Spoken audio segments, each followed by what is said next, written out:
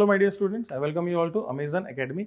आज बच्चों हम एक बहुत ही मजेदार टिप आपके साथ शेयर करने वाले हैं, मैग्नेटिक इफेक्ट ऑफ करंट में। अगर हम बात करें मैग्नेटिज्म की, जब हम बात करें तो tip to analyse helical motion of charge particle in uniform magnetic field. तो आप बहुत अच्छे से जानते हैं कि यूनिफॉर्म मैग्नेटिक फील्ड में अगर हम किसी चार्ज पार्टिकल को रिलीज कर दें ना जिसके पास वेलोसिटी है, तो ऐसा जो चार्ज पार्टिकल है वो तरह तरह के मोशन कर सकता है। कितने तरह के मोशन कर सकता है? ऐसा चार्ज पार्टिकल 3 तरह के मोशन कर सकता है। अगर उसके पास उसका जो वेलोसिटी है उसका डायरेक्शन मैग्नेटिक फील्ड के पैरेलल है तो वो स्ट्रेट लाइन मोशन करेगा विद यूनिफॉर्म वेलोसिटी। अगर उसकी वेलोसिटी का डायरेक्शन मैग्नेटिक फील्ड से 90 डिग्री पर है और मैग्नेटिक फील्ड इंफिनिटी तक फैली हुई है तो वो सर्कुलर मोशन करेगा। और अगर उसका वेलोसिटी का डायरेक्शन और मैग्नेटिक फील्ड का डायरेक्शन किसी एंगल पर है जो कि ना तो 0 है, ना पाई है, ना पाई/2 है, तो वो कैसा मोशन करेगा? हेलिकल मोशन करेगा। और वो जो पाथ फॉलो करेगा उसको बोलते हैं हेलिक्स। हेलिक्स एक 3 डायमेंशनल शेप होती है, देखने में ऐसा होता है जैसे स्प्रिंग होती है ना, उस तरह का शेप होता है। हेंस हेलिक्स बेस्ड क्वेश्चन या हेलिकल बेस्ड क्वेश्चन, क्योंकि 3 डायमेंशनल उसमें इन्वॉल्व है तो थोड़ा सा टफ लगता है, हेंस वो पूछे जाते हैं। तो आज का जो टिप है हमारा, वो आज का टिप हमें ऐसे हेलिकल मोशन को आसानी से कैसे एनालाइज करें उस पर बेस्ड है। तो आइए फटाफट से उसको देखें और समझने की कोशिश करें कि क्या सिचुएशन होगी। तो सबसे पहले तो मैंने आपको जो समझाया वो ये कि हेलिकल मोशन होगा कब।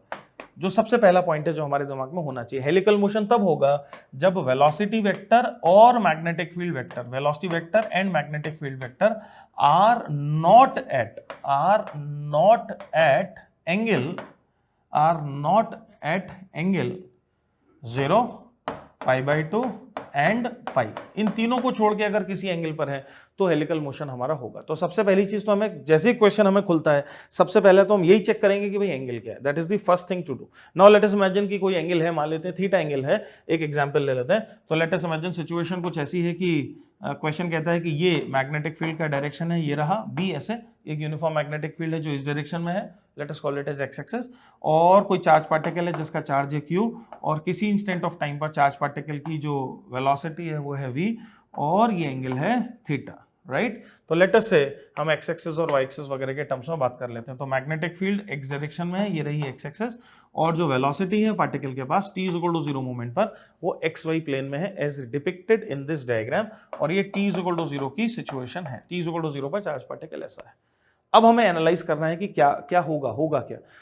तो हमें क्या करना होगा, जो टिप है हमारी वो ये कि जो वेलोसिटी है उसके हम 2 कंपोनेंट ब्रेक करेंगे, एक पैरेलल टू मैग्नेटिक फील्ड और दूसरा perpendicular to magnetic field. Hence हम वेलोसिटी के 2 कंपोनेंट ब्रेक करेंगे, v cos थीटा और v sin theta, right. v cos theta वाला जो कंपोनेंट है, वो v cos थीटा वाला कंपोनेंट मैग्नेटिक फील्ड के डायरेक्शन में, दैट मींस x डायरेक्शन में पार्टिकल को लगातार मूव कराता रहेगा। ऐसा मैं इसलिए बोल रहा हूं क्योंकि पार्टिकल पर जो मैग्नेटिक फोर्स है उसका जो फॉर्मूला है, जो आप बहुत अच्छे से जानते हैं, that is q times of v cross b, q times of v cross b। तो हम बहुत अच्छे से समझते हैं कि जो मैग्नेटिक फोर्स है वो मैग्नेटिक फील्ड के डायरेक्शन में नहीं आएगा। What is the component of magnetic force in the direction of magnetic field? It is always 0. Hence magnetic field x direction में है तो क्या x डायरेक्शन में कभी भी मैग्नेटिक फोर्स नहीं होगा। That means x डायरेक्शन में कोई फोर्स ही नहीं होगा, और अगर x डायरेक्शन में कोई फोर्स नहीं है तो क्या पार्टिकल x डायरेक्शन में कांस्टेंट वेलोसिटी मतलब v cos थीटा से चलेगा। तो पार्टिकल x डायरेक्शन में तो कांस्टेंट वेलोसिटी से चलेगा। तो x डायरेक्शन में पार्टिकल का मोशन कैसा होगा? पार्टिकल का यूनिफॉर्म मोशन होगा। दैट मींस कांस्टेंट वेलोसिटी से particle uniform motion x direction में करेगा। अच्छा जी, और जो दूसरा कंपोनेंट है हमारा v sin थीटा, उसके कारण क्या होगा? उसके कारण पार्टिकल yz जो प्लेन है उस yz प्लेन में सर्कुलर मोशन करने की कोशिश करेगा। अब मेरी बात ध्यान से समझना, हेलिकल मोशन 3 डायमेंशनल मोशन है, उसको एनालाइज करने के लिए हम उसके 2 टुकड़े करते हैं। एक टुकड़ा या एक component which is along the magnetic field always, and the second is a plane which is perpendicular to magnetic field.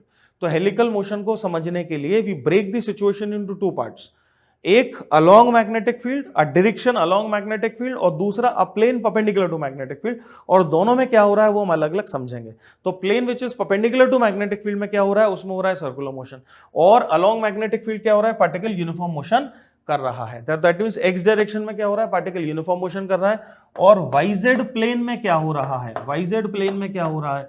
YZ plane में हो रहा है सर्कुलर मोशन। उस सर्कुलर मोशन का रेडियस क्या होगा?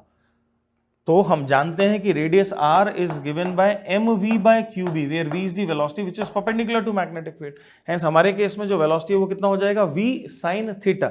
हेंस सर्कुलर मोशन का जो रेडियस होगा that would be equal to m into v sin theta divided by qb। क्या आप मेरी बात समझ पा रहे हैं? ये होगा रेडियस सर्कुलर मोशन का। और जो टाइम पीरियड है सर्कुलर मोशन को, जो टाइम पीरियड है उसका 2πm divided by qb expression होता है, तो क्या वो 2πm bye qb circular motion का हमारा टाइम पीरियड होगा। अब हम सर्कुलर मोशन और जो हमारा यूनिफॉर्म मोशन है, इन दोनों को मेंटली क्लब करके हेलिकल मोशन को समझने की कोशिश करेंगे, है ना भी। तो सर्कुलर मोशन और यूनिफॉर्म मोशन किस डायरेक्शन में हो रहा है? जो सर्किल की एक्सिस होगी। तो मन में सोचो कि सर्किल, एक पार्टिकल सर्किल में घूम रहा है और उसकी जो एक्सिस है वो एक्सिस, या उसका जो सेंटर है वो सेंटर आगे बढ़ता जा रहा है। ऐसा अगर पार्टिकल ने मोशन किया तो पार्टिकल का मोशन कैसा हो जाएगा? पार्टिकल का मोशन कुछ इस तरीके का हो जाएगा। ऐसे ही हेलिक्स दिखता है। ये हेलिक्स की एक्सिस है, ऐसे दिखता है हेलिक्स, ये हेलिक्स की एक्सिस है, राइट। अच्छा जी, ये हेलिक्स का रेडियस है।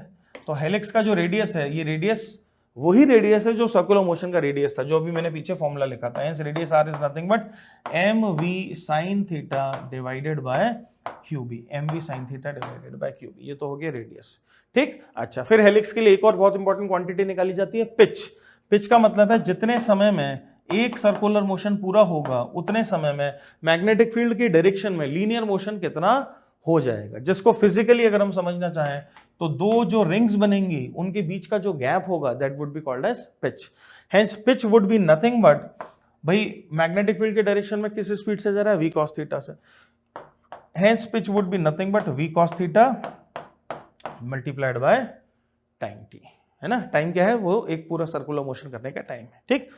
तो जो क्वेश्चंस बनते हैं हेलिकल मोशन की अंडरस्टैंडिंग के पर, जो क्वेश्चंस बनते हैं वो कई सारे लेयर्स हैं, कई सारी चीजें जो चेक करेंगे। पहले तो ये चेक करेंगे कि आपको हेलिक्स समझ में आता है कि नहीं, आपको रेडियस ऑफ हेलिक्स समझ में आता है, आपको टाइम पीरियड समझ में आता है कि नहीं। ये इनिशियल लेयर होगी क्वेश्चंस की। ये अगर किसी को ठीक से समझ में आ जाता है तो फिर क्वेश्चन थोड़ा सा और एक स्टेप बढ़कर आपसे ये जो हेलिकल पार्टिकल चल रहा है हेलिक्स पर, उसके कोऑर्डिनेट वगैरह भी कभी निकलवाने की कोशिश कर सकता है, ये देखने के लिए कि आपका इमेजिनेटिव पावर कितना स्ट्रांग है और आप कितना आसानी से उसको देख पाओगे। तो वो भी हम बहुत आराम से कर पाएंगे, क्योंकि हम दो हिस्सों में ब्रेक करेंगे, मैग्नेटिक फील्ड के डायरेक्शन में और मैग्नेटिक फील्ड के डायरेक्शन से परपेंडिकुलर प्लेन में। हेंस सीखने को जो टिप है वो क्या है कि जब भी आपको इस तरह की कोई सिचुएशन मिलती है जब मैग्नेटिक फील्ड में पार्टिकल को किसी एंगल पर छोड़ दिया गया है, आपको क्वेश्चन के दो हिस्से करने हैं, a straight line motion along magnetic field and magnetic field से परपेंडिकुलर डायरेक्शन में एक प्लेन जिसमें पार्टिकल मोशन कैसा करेगा? सर्कुलर करेगा, ठीक है। और फिर एनालाइज करेंगे, ठीक। तो आइए अब आ जाते हैं, कुछ क्वेश्चंस देखते हैं इस पर। पहला क्वेश्चन देखो क्या कहता है question? A beam of proton with a velocity of 4 × 10⁵ metres पर second enters a uniform magnetic field of 0.3 tesla at an angle of 60 degree. ये वेलोसिटी है और बता दो what is the pitch of the helix, right.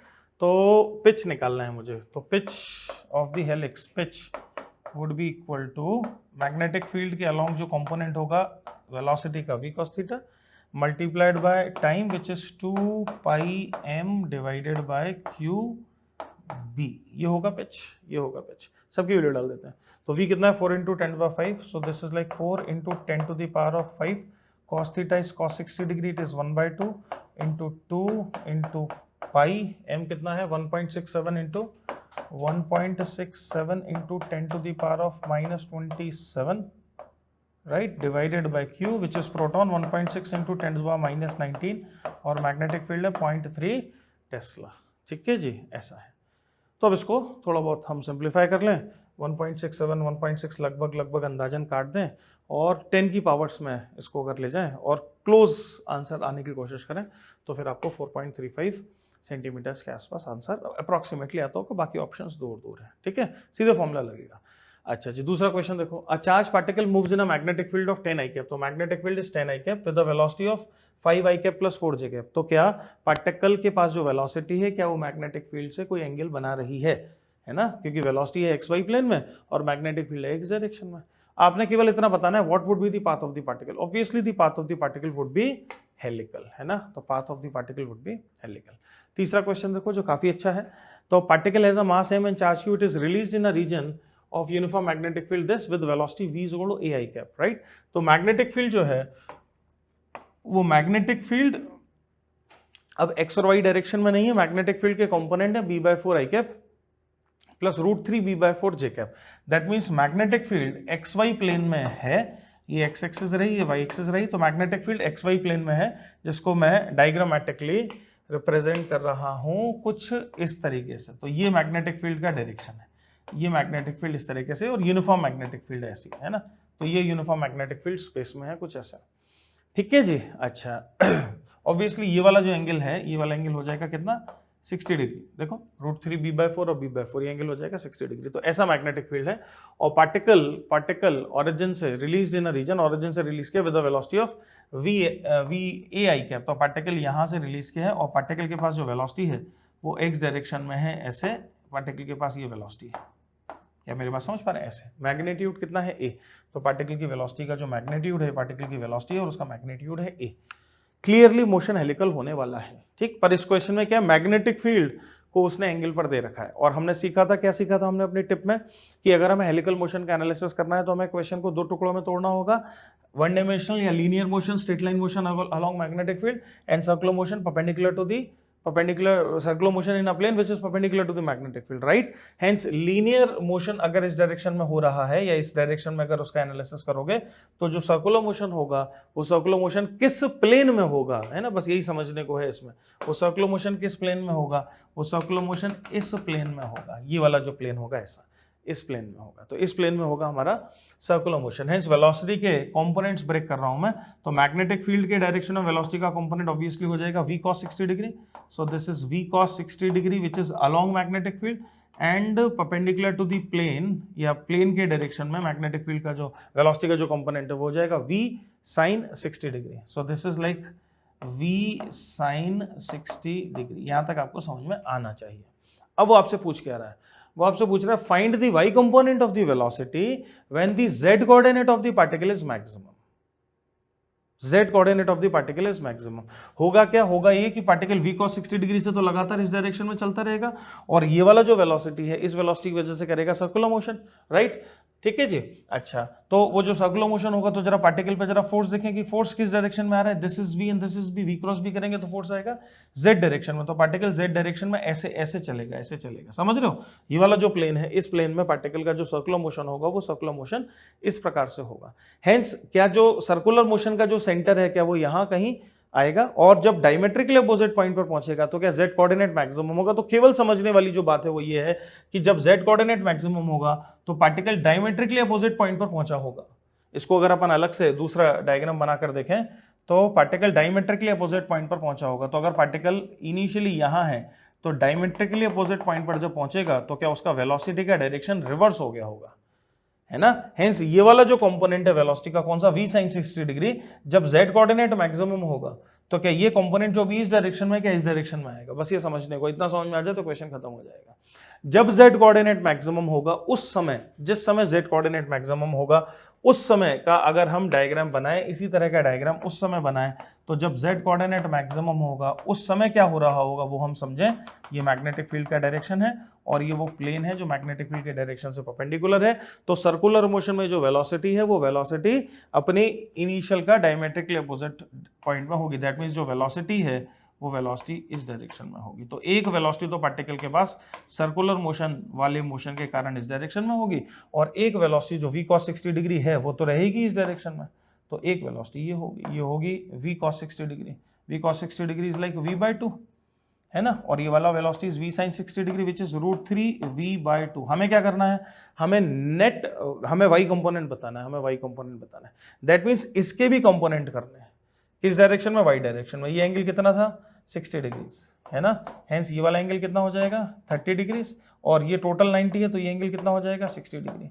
Hence y component क्या हो जाएगा, √3 v/2 cos 60 plus v/2 sin 30 cos 30। Hence vy जो question ने मुझसे पूछा है vy, that would be nothing but √3 v/2 √3 into v/2 into cos 60 degree। I hope you are getting my point। plus v/2 into cos 30 plus v/2 into cos 30 degree. ठीक है, cos 60 degree obviously 1/2, तो ये √3 v/4 हो गया, और cos 30 degree √3/2, तो ये हो गया √3 v/4 तो √3v/4 प्लस √3v/4 मिलकर कितना हो जाएगा, √3v/2. So this is √3v/2. सही है, √3v/2. अच्छा, और v का वैल्यू क्या था, v तो था a, हेंस फाइनल हमारा जो आंसर है वो कितना हो जाएगा, हमारा आंसर हो जाएगा √3a/2, √3a/2, राइट. हेंस ये रूट बस यहां तक होना चाहिए, आंसर जो है हमारा वो हो जाएगा √3, ये नहीं, √3 into a/2, right. So √3 into a divided by 2, this should be the right answer. समझ रहे हो. तो इस तरह के क्वेश्चंस बन जाते हैं, पूछे जाते हैं. ये थोड़ा सा अच्छा और डिफिकल्ट है, राइट. पर अगर आपके कंसेप्ट क्लियर है तो फिर आपको कोई परेशानी नहीं होगी, राइट. कोई दिक्कत आपको नहीं आएगी. चलिए जी, इसी के साथ ही ये हमारा जो टिप है, ये टिप फिनिश होता है. उम्मीद करूंगा कि इससे आपको बहुत फायदा होगा और एग्जाम में आप 1 या 2 क्वेश्चंस इसकी मदद से कर पाएंगे. Thank you very much. Happy learning. For detailed videos, daily practice problems and live chat, visit academy.amazon.in or download the app.